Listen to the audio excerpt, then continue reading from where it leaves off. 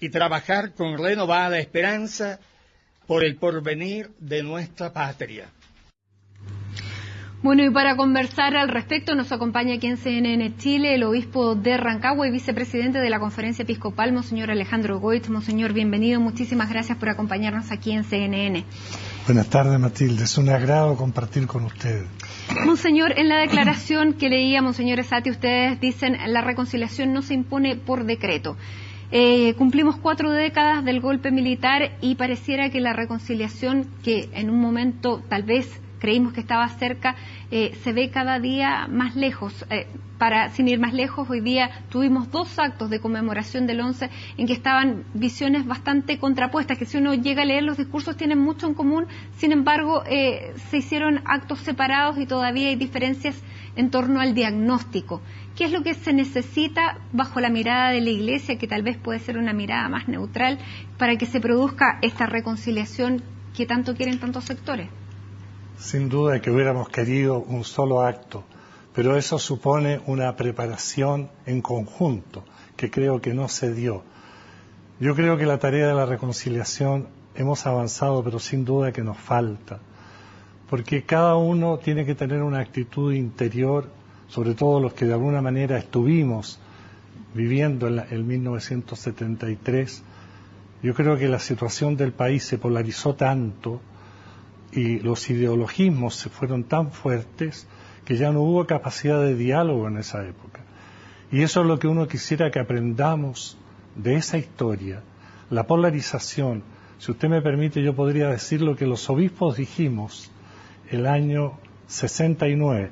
Yo todavía no era obispo, así que no soy responsable de esa declaración, pero a mí me parece importante destacar lo que el episcopado del año 69, en ese espíritu de buscar caminos de paz y de reconciliación, dijeron: cuando se desata el dinamismo de la fuerza, nadie puede asegurar su control final. La imposición de una política por el terror, por la dictadura o por las armas trae consigo o la represión brutal de los que se oponen y la supresión de todas las libertades consideradas peligrosas por lo que detentan el poder. El país entraría en la vía de los juicios políticos, de las relegaciones, de las injusticias flagrantes, de la supresión de toda prensa libre, de toda posibilidad de defenderse, de las sospechas, de las calumnias y, por último, del paredón. Eso ustedes, o la Conferencia Episcopal de esa época la redactó en 1969. ¿Era inevitable, según ustedes, el golpe de Estado? Era la situación que se vivía y había tal división y tal ideología que justamente los obispos de esa época señalaron todo lo que iba a pasar si es que no fueran capaces de entenderse. Y eso es lo que la Iglesia, antes del golpe de Estado y después del golpe de Estado, clamó una y otra vez. En la primera declaración del 13 de septiembre, la Iglesia pidió respeto para los caídos, el primero de ellos para el presidente de la República. Pero sabemos lo que pasa en un país cuando las instituciones son rotas por un golpe de Estado, se produce lo que lamentablemente y proféticamente los obispos dijeron el año 69. Ahora, la misma Iglesia en esa época, el cardenal Silva Enrique sirvió de intermediario entre 2 facciones que estaban en contraposición, entre la democracia cristiana y el presidente Salvador Allende. Sin embargo, no se pudo llegar a ningún consenso. ¿Cuán peligrosos pueden ser esas visiones tan contrapuestas y cómo lo ve usted trasladado el día de hoy? Yo siento que gracias a Dios hemos recuperado la democracia y ese es uno de los factores fundamentales. Pero cuando existe una democracia, gobierna quienes constituyen los triunfadores, pero también deben considerar siempre a quienes fueron los perdedores, porque el país finalmente es de todos. Y eso es lo que uno quisiera en esta campaña que se avecina. Hay 9 candidatos a la presidencia, solo va a triunfar uno o una, y los que van a perder también tienen que hacer su aporte, y la sabiduría de quien gobierna es tratar de ver lo bueno que hay en cada proyecto político y tratar de integrarlo, pero no pretender hacer una cosa exclusiva. Nosotros ganamos, yo me acuerdo en la época yo era sacerdote en Punta Arenas, los que eran de Allende decían que los que no eran con él, no estaban con él, poco menos que no eran patriotas, y lo mismo pasó con el gobierno militar. Esa polarización, como que si nosotros fuéramos solo los buenos y allá están todos los malos, eso es lo que hay que evitar. El bien y el mal no están fuera de mí, están dentro de cada ser humano y dentro de cada grupo humano.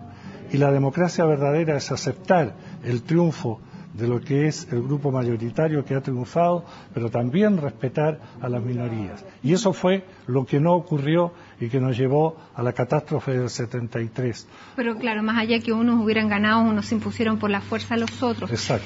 Ahora, monseñor, hoy día, claro, se están viviendo situaciones muy distintas. Usted decía, tal vez si estos actos hubieran sido organizados en forma conjunta, hubiéramos podido tener un solo acto. ¿Hubo improvisación a su juicio?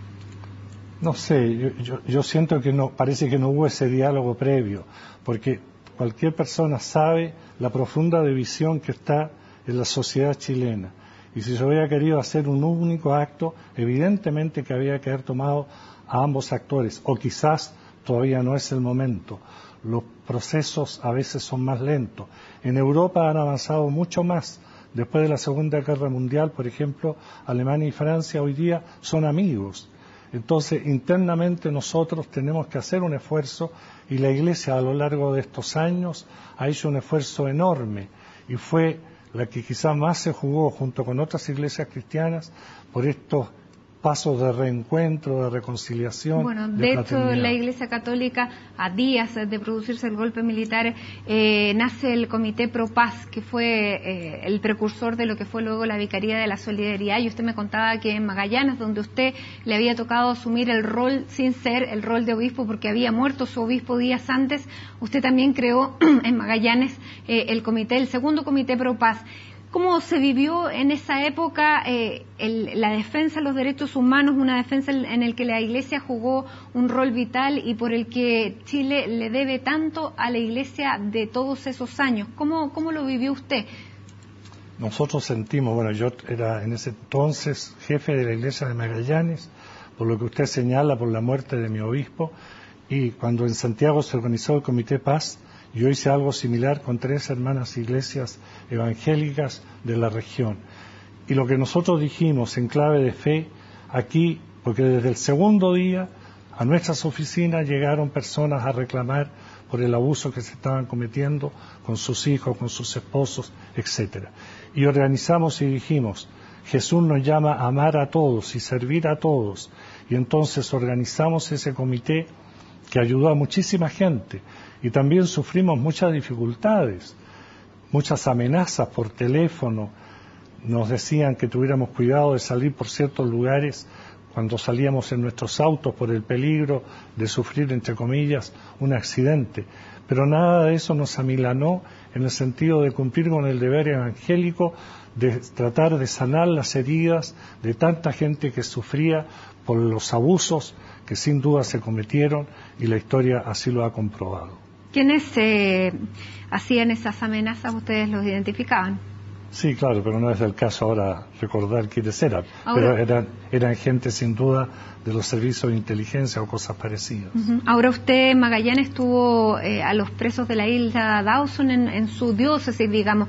¿Tuvo la oportunidad de poder tener un acercamiento con ellos, de poder prestarles alguna atención, de ir a verlos? Quise ir a verlos varias veces, pero las autoridades militares de la región nunca me permitieron y nunca pude ir. A través de los capellanes de las Fuerzas Armadas logramos mantener algún contacto y, por supuesto, los familiares los recibíamos permanentemente. Ahora, en esa época hubo muchos que los llamaron los curas rojos. ¿Cómo recibió usted esas críticas? Yo traté, y toda la iglesia y los obispos de esa época, tratamos de ser fieles a Jesucristo y al Evangelio.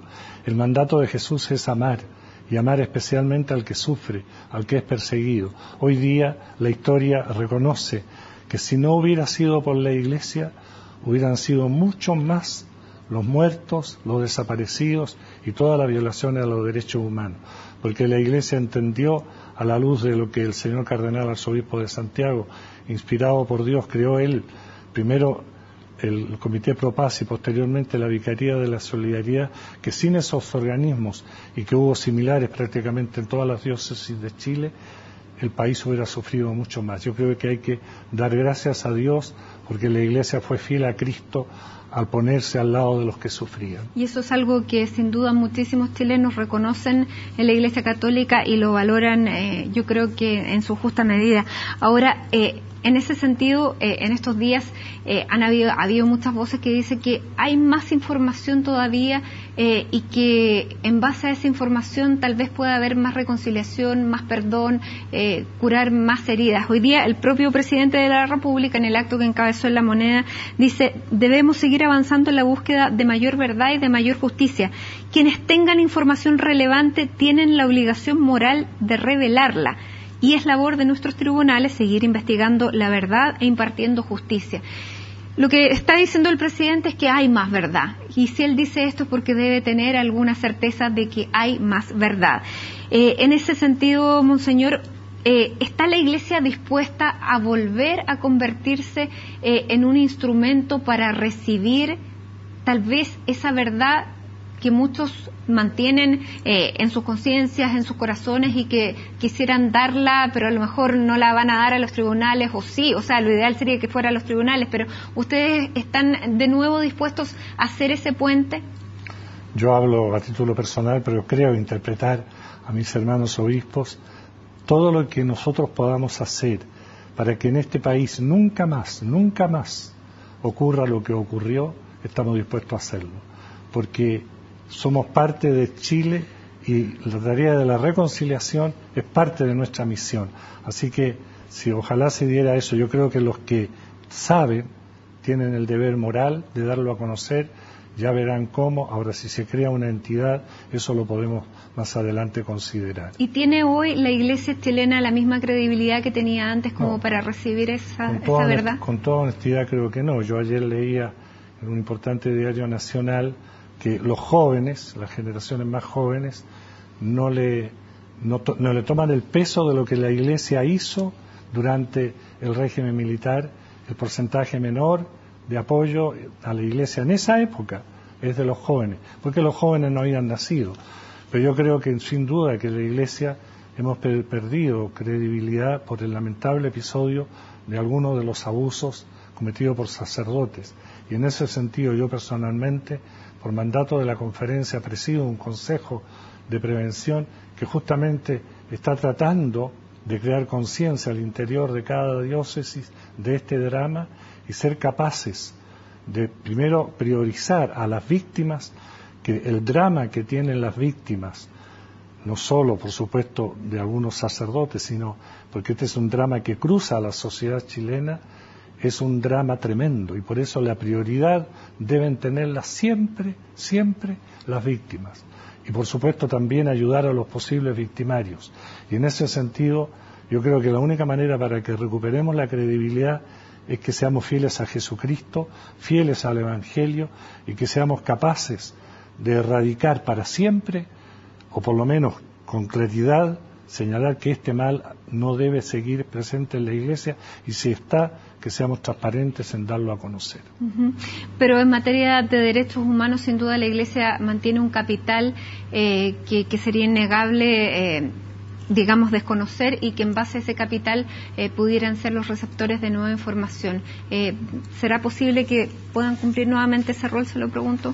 Yo creo que sí, si la sociedad lo demanda, ya buscaremos los medios y los caminos y las instituciones pertinentes. Ahora, ¿dónde está la raíz de esta fractura de la que hablaba la candidata Michelle Bachelet entre estos dos Chiles que no se encuentran, que no se encontraron hoy día y que probablemente no se van a volver a encontrar en 2 días más cuando finalmente se cumplan los 40 años del 11 de septiembre? Yo, desde mi mirada de fe, yo siento, Matilde, que hay un problema, lo voy a llamar yo, de idolatría. En el gobierno de Allende hubo cristianos que adoraron a Allende.